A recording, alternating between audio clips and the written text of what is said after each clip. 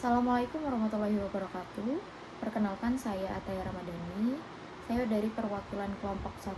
Hari ini saya dan rekan saya akan mempresentasikan terkait materi etika profesi kesehatan dan fisioterapi. Anggota kelompok saya terdiri dari Arina Curun, Arta Meka, Ataya Ramadhani, saya sendiri, dan Aulia Rahma Cahayati. Selanjutnya materi akan disampaikan oleh Arina Curun. Latar belakang. Etika profesi sangat penting dalam pelayanan kesehatan, termasuk fisioterapi, karena mengatur sikap dan keputusan profesional dalam berbagai situasi kompleks. Fisioterapi perlu memahami prinsip bioetika seperti otonomi, keadilan, berbuat baik, dan tidak merugikan. Etika membantu menjaga hubungan dengan pasien, melindungi hak mereka, serta memastikan praktik yang aman dan bertanggung jawab. Tantangan zaman modern seperti komersialisasi membuat integritas moral makin penting. Organisasi seperti Ikatan Fisioterapi Indonesia atau IFI telah menyusun kode etik sebagai pedoman bagi anggotanya. Tujuan penulisan. Penulisan mengenai etika profesi dalam fisioterapi bertujuan memberikan pemahaman komprehensif mengenai prinsip moral yang mendasari praktik pelayanan kesehatan. Etika tidak hanya menjadi pedoman normatif, tetapi juga bersifat aplikatif, terutama dalam menghadapi situasi klinik yang kompleks dan penuh dilema. Menurut Purwoko tahun 2018, tulisan ini harus mampu menjembatani antara teori moral dan praktik profesional, sedangkan Beauchamp dan Childress 2019 menekankan pentingnya pembentukan pola pikir kritis dan tanggung jawab moral. Secara garis besar, tujuan penulisan ini adalah menanamkan kesadaran moral dan profesionalisme, membekali tenaga kesehatan dalam menghadapi dilema etika, mendorong implementasi kode etik profesi, mendukung pendidikan profesi kesehatan, kemudian melindungi hak dan martabat pasien. Ruang lingkup etika profesi kesehatan mencakup pedoman moral dalam hubungan antara tenaga kesehatan, pasien, rekan sejawat, institusi, dan masyarakat. Ruang lingkupnya meliputi otonomi, yaitu menghargai keputusan pasien, beneficence, yaitu bertindak demi kebaikan pasien, non-maleficence, yaitu menghindari tindakan yang membahayakan. Kemudian, justice atau memberikan layanan secara adil dan tanpa diskriminasi. Selanjutnya yaitu tanggung jawab profesi atau dengan kata lain menjaga kompetensi, integritas, kejujuran, serta mematuhi hukum dan standar profesi. Dan yang terakhir adalah kerahasiaan dan privasi, yaitu melindungi informasi medis pasien sesuai kode etik dan hukum. Dasar hukum etika profesi fisioterapi. Profesi fisioterapi memiliki dasar hukum dan kode etik yang mengatur praktik secara khusus. Dasarnya meliputi 1. Permenkes RI nomor 80 tahun 2013, 2. UU nomor 36 tahun 2014 tentang kesehatan, 3. Kode etik fisioterapi Indonesia tahun 2021. Prinsip umum etika profesi fisioterapi. Profesi fisioterapi mengikuti prinsip etika kesehatan secara umum dengan penekanan pada praktik, rehabilitasi, dan terapi fisik. Prinsip utamanya meliputi tanggung jawab terhadap pasien, kompetensi dan profesionalisme, pelayanan etis dan legal. Selanjutnya kita ke bab 2, yaitu konsep dasar etika profesi kesehatan, pengertian etika dan moral. Dalam kehidupan sehari-hari, pengertian sering disamakan dengan moral, bahkan lebih jauh direduksi sebagai etikat. Moral berkaitan dengan penilaian baik buruk mengenai hal-hal yang mendasar yang berhubungan dengan nilai kemanusiaan, sedang etika atau etikat berkaitan dengan sikap dalam pergaulan, sopan santun, dan tolak ukur penilaian adalah pantas dan tidak pantasnya. Dari beberapa ahli tersebut, maka etika dapat diartikan sebagai kebiasaan atau standar perilaku yang diharapkan. Etika adalah sistem prinsip moral atau aturan perilaku yang membedakan tindakan yang baik dan buruk serta menjadi pedoman dalam mengambil keputusan yang bertanggung jawab. Sedangkan moral berarti kesusilaan, tabiat, atau kelakuan. Moral adalah ajaran atau tradisi, kepercayaan tentang perilaku yang baik dan buruk dalam suatu kebudayaan atau agama. Moral menjadi dasar nilai yang dipakai manusia sebagai pedoman dalam bertindak. Dalam praktik kesehatan, moral mengarahkan tenaga kesehatan untuk memenuhi kebutuhan pasien dengan menghormati hak dan martabat mereka. Dan dapat disimpulkan bahwa etika merupakan kajian tentang moral dan prinsip yang menentukan perilaku benar atau salahnya. Sedangkan moral adalah nilai-nilai yang menjadi landasan perilaku tersebut. Etika profesi kesehatan mencerminkan bagaimana tenaga kesehatan membimbing diri sesuai kode etik dengan menekankan pelayanan yang profesional, jujur, adil, dan penuh empati.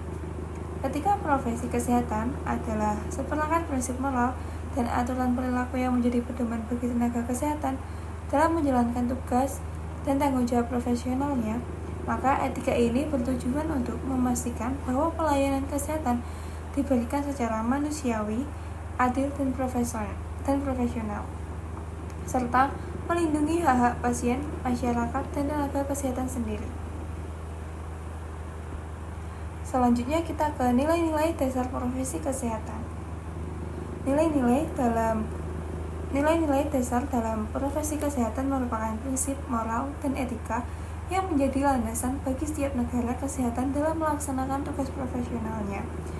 Nilai-nilai ini tidak hanya mengatur hubungan antara tenaga kesehatan dan juga pasien, tetapi juga mencakup interaksi dengan rekan sejawat, masyarakat, dan lembaga kesehatan. Nilai-nilai utama tersebut meliputi otonomi, yaitu menghargai hak pasien dalam membuat keputusan mengenai tindakan medis yang akan dijalani, dengan memastikan pasien menerima informasi yang memadai untuk memberikan persetujuan secara sadar.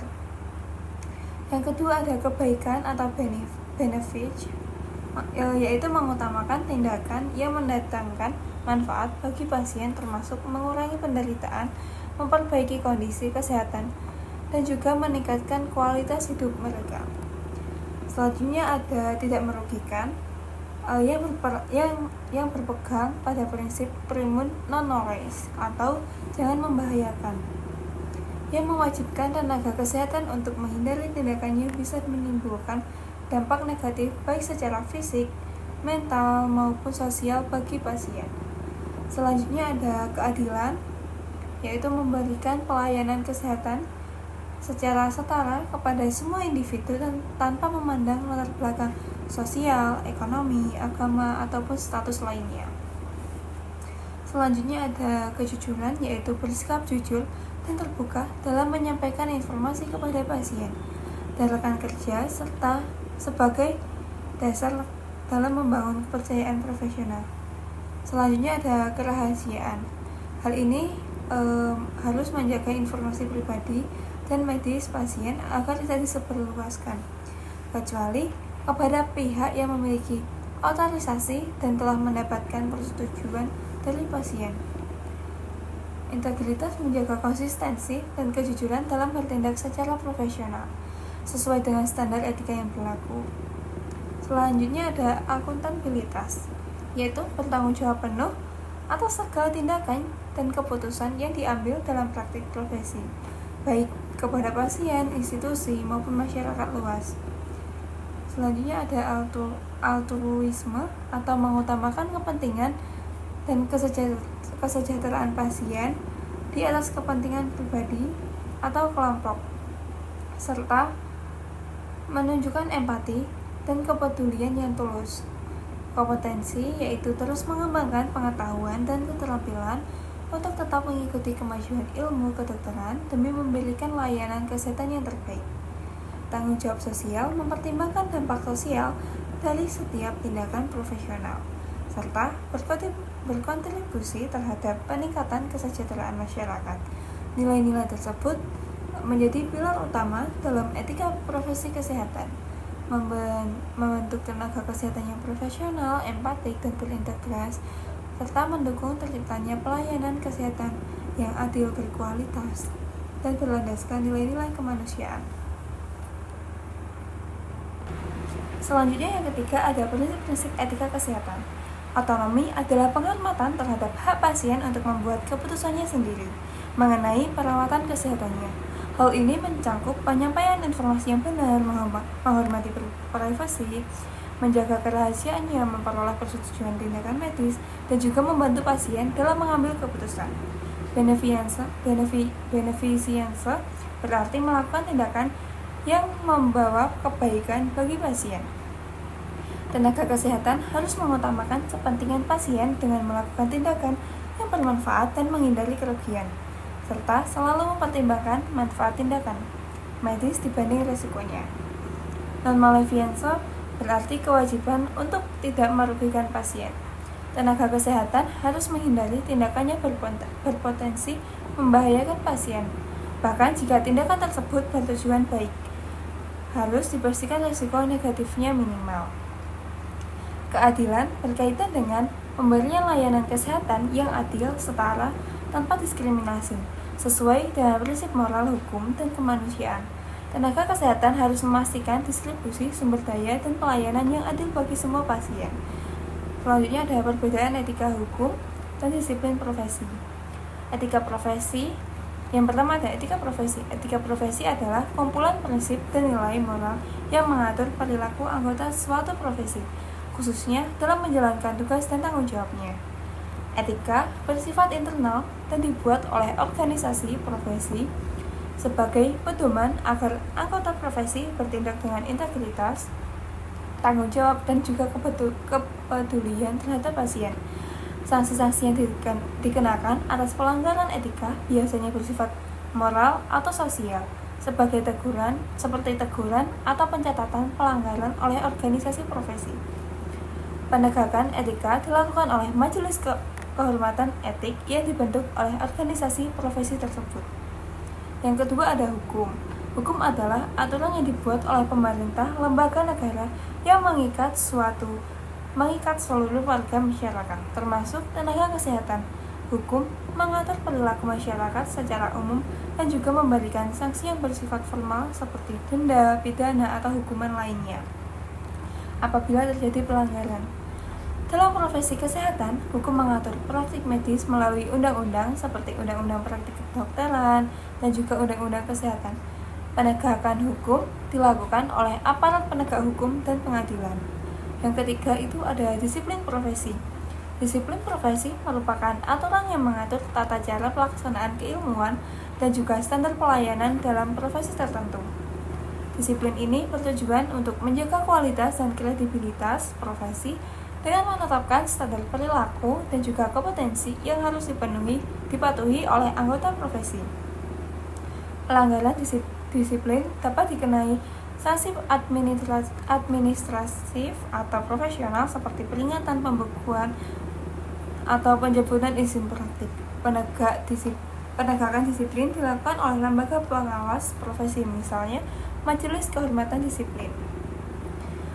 Selanjutnya ada tanggung jawab profesi kesehatan terhadap pasien dan juga masyarakat. Yang pertama ada tanggung jawab terhadap pasien. Tenaga kesehatan wajib memberikan pelayanan yang aman, bermutu, dan sesuai standar profesi, serta mereka harus mengutamakan kepentingan pasien dengan memberikan informasi yang benar dan lengkap mengenai kondisi kesehatan serta tindakan medis yang akan dilakukan, termasuk mendapatkan persetujuan pasien. Hal ini bertujuan agar pasien dapat membuat keputusan yang sadar dan bertanggung jawab atas perawatan yang diterimanya. Selain itu, tenaga kesehatan juga harus menjaga kerahasiaan data pasien dan juga memberikan pelayanan tanpa diskriminasi. Jika terjadi kelalaian yang menyebabkan kerugian, maka rumah sakit dan tenaga kesehatan bertanggung jawab secara hukum atas tindakan tersebut sesuai dengan ketentuan Undang-Undang Nomor 17 Tahun 2023 tentang kesehatan. Selanjutnya yang kedua ada tanggung jawab terhadap masyarakat. Tenaga kesehatan, terutama tenaga kesehatan masyarakat, memiliki peran penting dalam menjaga dan meningkatkan kesehatan masyarakat secara keseluruhan. Mereka bertanggung jawab melakukan upaya promotif dan preventif seperti penyuluhan kesehatan, kampanye, pencegahan penyakit, pengendalian faktor risiko kesehatan di masyarakat. Peran ini sangat strategis dalam menghadapi berbagai masalah kesehatan di masyarakat. Mulai dari penyakit menular hingga masalah gizi seperti stunting, tenaga kesehatan masyarakat juga berkontribusi dalam perencanaan dan pelaksanaan kebijakan kesehatan sesuai dengan kebutuhan masyarakat luas. Baik, saya akan menjelaskan materi selanjutnya yaitu pengertian kode etik fisioterapis. Kode etik fisioterapis adalah seperangkat norma nilai, dan prinsip moral yang menjadi pedoman dalam menjalankan praktik fisioterapi secara profesional. Kode etik ini disusun oleh Ikatan Fisioterapi Indonesia atau IFI sebagai bentuk komitmen moral dalam memberikan pelayanan kesehatan yang aman, bermutu, dan berorientasi pada keselamatan serta hak pasien. Dalam pelaksanaannya, kode etik berfungsi untuk mengarahkan fisioterapis agar bersikap dan bertindak sesuai dengan standar profesi, menjaga kehormatan profesi, serta menjamin integritas dalam hubungan antar profesional, pasien, dan masyarakat. Selanjutnya, tujuan dan fungsi kode etik. Kode etik fisioterapi memiliki tujuan utama untuk menjamin bahwa setiap fisioterapis menjalankan praktik profesinya berdasarkan nilai-nilai etika dan profesionalisme. Tujuan tersebut mencakup perlindungan terhadap hak pasien, peningkatan mutu pelayanan, serta penguatan kepercayaan masyarakat terhadap profesi fisioterapi. Fungsi kode etik meliputi 1. Menjadi pedoman perilaku dalam menjalankan praktik profesi. 2. Mencegah terjadinya penyimpangan dalam pelayanan. 3. Memberikan landasan dalam penegakan disiplin profesi. 4. Menjadi standar evaluasi terhadap tindakan dan keputusan etis fisioterapi. Selanjutnya, prinsip umum etika fisioterapi. Prinsip-prinsip yang mendasari kode etik fisioterapi meliputi otonomi atau autonomi, menghormati hak pasien untuk menentukan pilihan atas tindakan yang akan diterima, termasuk hak untuk menolak atau menghentikan terapi. Berbuat baik atau beneficence. Fisioterapis wajib mengutamakan kesejahteraan pasien dan berusaha memberikan hasil terbaik dari intervensi yang dilakukan. Tidak meragukan atau non-malfeasance. Fisioterapis harus menghindari segala bentuk tindakan yang dapat membahayakan pasien secara fisik, psikologis, maupun sosial. Keadilan atau justice memberikan pelayanan yang setara kepada setiap individu tanpa memandang latar belakang ras, agama, status sosial, atau kondisi ekonomi. Lalu yang selanjutnya bab 4, tanggung jawab fisioterapis. Fisioterapis adalah tenaga kesehatan profesional yang berperan penting dalam pemulihan, pemeliharaan, dan pengembangan fungsi gerak serta kualitas hidup pasien. Dalam menjalankan tugasnya, fisioterapis memiliki tanggung jawab yang luas dan mendalam terhadap pasien, baik dari aspek teknis, etika, maupun profesionalisme. Lalu selanjutnya, tanggung jawab terhadap pasien. A. Profesional. Asesmen menyeluruh dan diagnosis, program terapi sesuai hasil asesmen, edukasi pasien, dan dokumentasi progres. Lalu B. Etika dan moral, menghargai hak pasien dan informed consent, menjaga kerahasiaan data, menjunjung nilai etika profesi. C. Kolaboratif, bekerja sama lintas profesi, rujukan dan konsultasi multidisipliner. D. Keamanan dan kualitas, terapkan advance best practice, pengawasan mutu pelayanan. Yang terakhir, E. Pengembangan diri, pendidikan berkelanjutan dan pelatihan. Tanggung jawab terhadap profesi. A. Kode etik dan sumpah profesi, menjunjung sumpah dan amanah profesi. B. Standar dan kewenangan, sesuai SOP dan kewenangan profesi. C. Integritas dan profesionalisme, jujur, bertanggung jawab, jadi teladan. D. Pengembangan profesi, aktif dalam pelatihan dan organisasi profesi.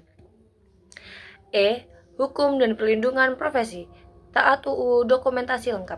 F. Hubungan kolaboratif, menjaga kerjasama lintas profesi. Selanjutnya, tanggung jawab terhadap masyarakat. A. Pelayanan berkualitas dan merata, layanan tanpa diskriminasi. B. Pencegahan dan promosi kesehatan, edukasi gaya hidup sehat. C. Rehabilitasi dan pemulihan, memulihkan fungsi gerak pasien. D. Kesejahteraan mental dan sosial, menurunkan stres dan meningkatkan kepercayaan diri. E. Kolaborasi dan advokasi kesehatan, kerjasama dengan organisasi dan advokasi kebijakan. Selanjutnya, tanggung jawab terhadap institusi. A. Standar dan prosedur, sesuai protokol institusi dan SOP. B. Administrasi dan dokumentasi, rekam medis akurat dan terstruktur. C. Etika kerja dan profesionalisme, hubungan kerja harmonis. D. Taat kebijakan institusi, SIPF dan pembinaan institusi. E. Peningkatan mutu pelayanan, evaluasi dan inovasi pelayanan. Kerahasiaan informasi pasien. A. Dasar hukum berdasarkan UU Kesehatan Permenkes terkait. B. Prinsip kerahasiaan, privasi pasien, pembatasan akses, keamanan data, dan pengungkapan terbatas. C. Sanksi pelanggaran, pidana administratif perdata. Selanjutnya, hubungan antar tenaga kesehatan. A. Konsep IPC berdasarkan WHO. Kolaborasi tim lintas profesi. B. Manfaat, tingkatkan kualitas dan efisiensi layanan. C. Tantangan, perbedaan budaya kerja, miskomunikasi. D. Strategi perbaikan, pelatihan komunikasi terbuka, sistem koordinasi. Bentuk pelanggaran etika profesi. 1. Praktik tanpa STR atau SIP. 2. Terapi tanpa indikasi klinis. 3. Hubungan tidak profesional dengan pasien. 4. Klaim keahlian tanpa bukti. 5. Melanggar kode etik Ikatan Fisioterapi Indonesia. Prosedur penanganan pelanggaran. 1. Laporan ke Dewan Etik Ikatan Fisioterapi Indonesia. 2. Pemeriksaan awal laporan. 3. Pemanggilan fisioterapis terkait. 4. Sidang etik dan keputusan sanksi. 5. Koordinasi dengan Kemenkes atau Dinkes jika berat. Lembaga Etik Ikatan Fisioterapi Indonesia. Dewan Etik Profesi Nasional dan Wilayah. Tugasnya yaitu meliputi menerima laporan, menyidangkan kasus, dan menjatuhkan sanksi. Kemudian koordinasi Kemenkes, Dinkes, MTKI, Kepolisian jika pidana. Kode Etik Ikatan Fisioterapi Indonesia. Kode Etik Ikatan Fisioterapi Indonesia merupakan pedoman moral dan perilaku profesional. Prinsip utamanya yaitu utamakan pasien, jaga rahasia medis, praktik sesuai kompetensi, jujur dan bertanggung jawab, tidak menyalahgunakan wewenang, hormati sejawat dan profesi lain, serta ikut perkembangan iptek. Selanjutnya, contoh kasus di dunia fisioterapi. Contoh kasus etik di dunia fisioterapi yang pernah terjadi adalah kasus malpraktik di Rumah Sakit Royal Trauma Jakarta. Seorang pasien bernama Muhammad Bashir mengalami luka bakar dan nyeri setelah menjalani terapi fisioterapi yang menyebabkan alat terapi menimbulkan panas berlebihan pada suhu pasien. Pada bahu pasien. Pasien kemudian menggugat rumah sakit atas dugaan malpraktik ke Pengadilan Negeri Jakarta Barat. Kasus lain yang menonjol adalah seorang fisioterapis asing yang diduga melakukan praktik tanpa izin resmi atau surat tanda registrasi di Indonesia. Saat terjadi komplikasi pada pasien, fisioterapis tersebut tidak memenuhi panggilan pihak kepolisian dan kembali ke negaranya, sehingga menimbulkan masalah hukum dan etika terkait izin praktik dan tanggung jawab profesional. Kasus-kasus ini menunjukkan pentingnya penerapan kode etik fisioterapi yang meliputi prinsip tanggung jawab, keadilan, otonomi, dan integritas moral dan praktik sehari-hari untuk melindungi pasien dan menjaga profesionalisme fisioterapis. Selanjutnya, jenis sanksi etik. Yang pertama, teguran lisan atau tertulis. 2. Pembinaan ulang. 3. Skorsing izin praktik. 4. Pencabutan SIP atau STR. 5. Pemecatan dari organisasi profesi. Contoh pelanggaran. 1. Praktik tidak kompeten. 2. Tidak ada informed consent. 3. Membuka rahasia medis. 4. Gunakan izin palsu. Gunakan izin palsu. Ringkasan. Bab ini menjelaskan tentang rangkuman dari pembahasan yang telah dilakukan mengenai etika profesi kesehatan, khususnya dalam bidang fisioterapi. Etika profesi berperan penting dalam membimbing perilaku dan keputusan praktisi fisioterapi agar selalu mengutamakan kepentingan pasien, menjaga kerahasiaan, serta menjunjung tinggi integritas dan profesionalisme. Pembahasan mencakup prinsip-prinsip dasar etika, tantangan yang dihadapi dalam praktik sehari-hari, serta bagaimana penerapan etika dapat meningkatkan kualitas pelayanan fisioterapi. Implikasi dalam praktik fisioterapi. Penerapan etika profesi dalam praktik fisioterapi memiliki dampak signifikan terhadap hubungan antara fisioterapis dan pasien. Dengan memegang teguh prinsip etika, fisioterapis dapat membangun kepercayaan, meningkatkan kepuasan pasien, dan menghindari konflik atau pelanggaran hukum. Etika juga mendorong fisioterapis untuk selalu mengutamakan keselamatan pasien, memberikan informasi yang jujur dan transparan, serta menghormati hak dan martabat setiap individu. Implikasi ini menuntut fisioterapis untuk terus mengembangkan kompetensi profesional dan kesadaran etis dalam setiap tindakan klinis. Rekomendasi. Berdasarkan pembahasan mengenai etika profesi kesehatan dan fisioterapi, beberapa rekomendasi yang dapat diberikan antara lain yang pertama, peningkatan pendidikan etika. Kurikulum pendidikan fisioterapi harus menekankan pentingnya etika profesi secara mendalam agar calon fisioterapis siap menghadapi dilema etis di lapangan. Yang kedua, pelatihan berkelanjutan. Praktisi fisioterapi perlu mengikuti pelatihan dan workshop tentang etika profesi secara berkala untuk memperbarui pengetahuan dan keterampilan etis mereka. Lalu yang ketiga, pengembangan kebijakan institusional. Rumah sakit dan pusat layanan fisioterapi sebaiknya memiliki pedoman etika yang jelas dan mekanisme pengawasan untuk memastikan kepatuhan terhadap standar etika.